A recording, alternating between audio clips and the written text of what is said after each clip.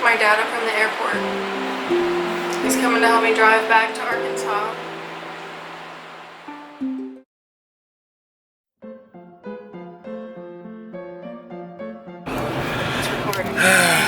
So, in the Dallas-Fort Worth airport, which is freaking huge, I had a 2.5 hour layover. So I decided, well, I'm gonna go find a little quiet spot and read my book.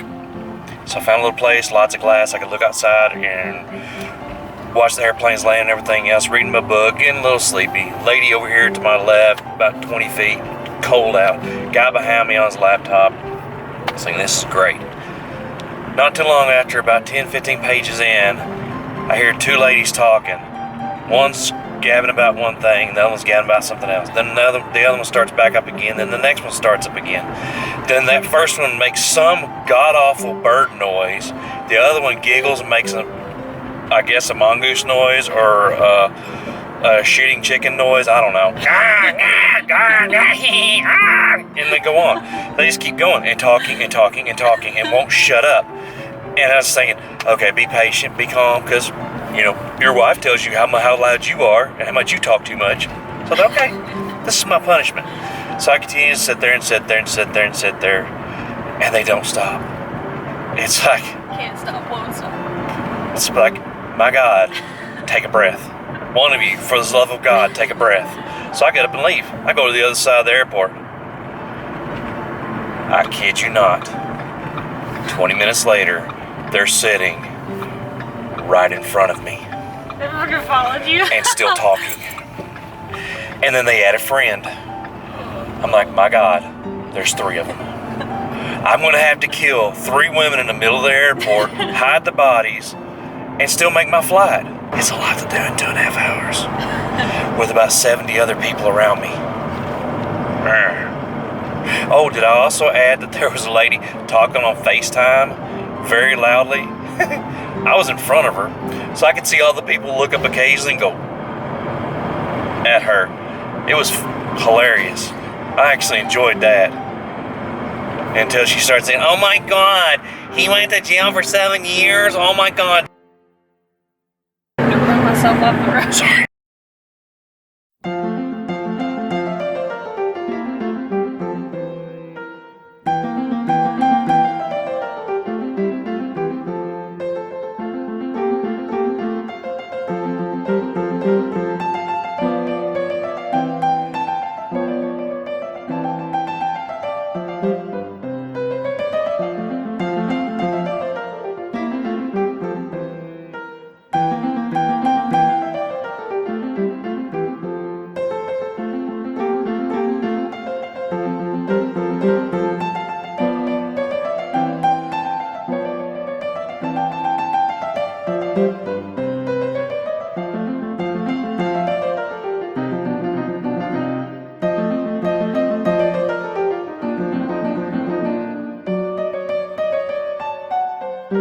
We were flying at the end. This one guy goes, "Man, won't those mountains ever get any snow?"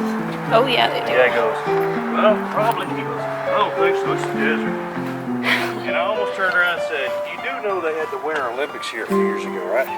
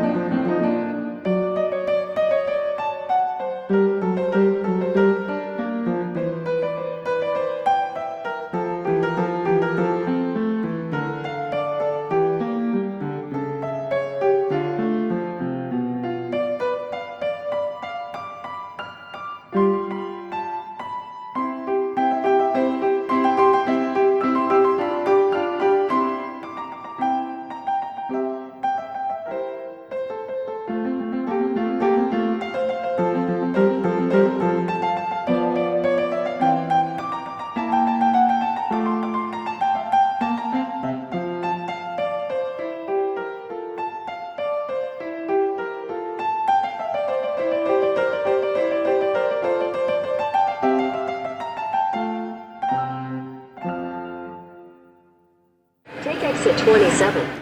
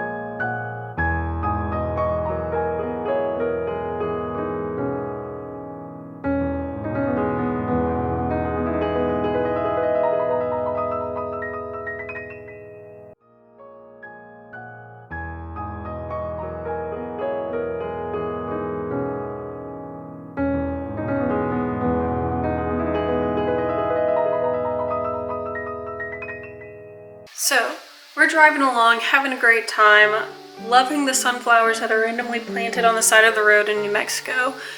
Happy that we're about to make it into Texas because we're trying to get to Amarillo, Texas in the first day, which is quite a lot of miles.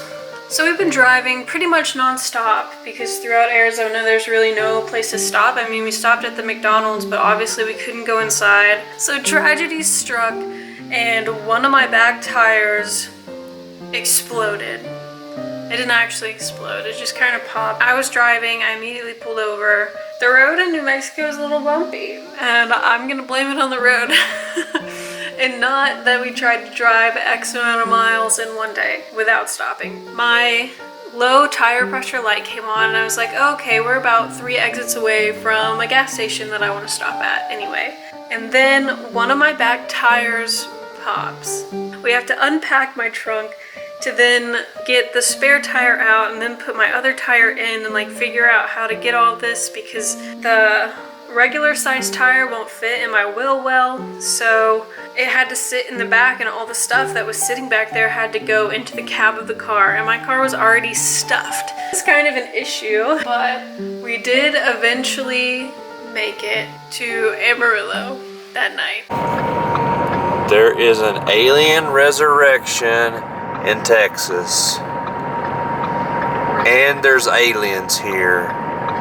The Texans are the aliens, and they're having a hoedown with red lights in a field.